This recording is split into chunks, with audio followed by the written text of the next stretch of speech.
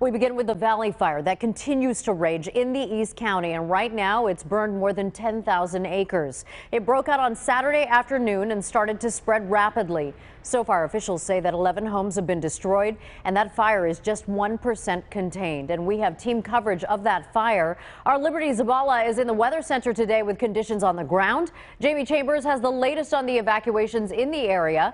But we begin with Jason Sloss with the latest developments. Jason.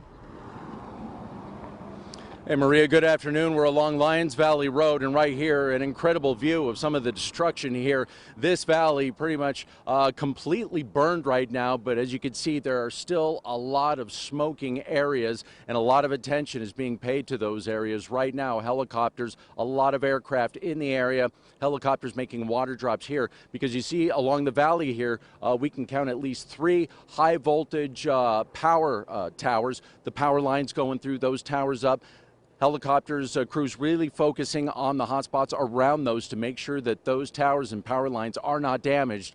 Talking to a crew just earlier saying if any of these are damaged, it could mean serious problems for this area and areas all over the county if those are damaged. So we've seen a lot of helicopters. The air attack, now that it's daylight, back in force, giving a lot of help to crews on the ground. And now there is added military strength to that air attack. CAL FIRE today saying it will use military aircraft on the fire, exercising the department's agreement with the Navy 3rd Fleet and the 1st Marine Expeditionary Unit.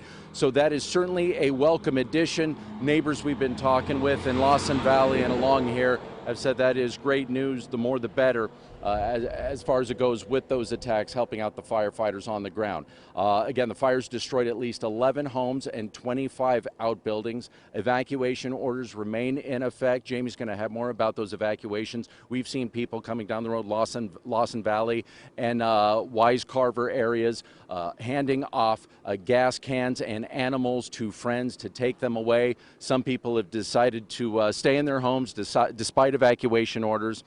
Some deciding to leave. Some have tried to get back in and realizing that they cannot do that. But right here along Lions Valley Road, this valley burned out, but still a lot of smoking going on. Helicopters coming in to try and put those areas out because of the power lines and the towers in the area. And then we'll take a look at me. This is out east and then west across the road here. Up on that ridge line about a half hour ago, we really saw a lot of thick black smoke.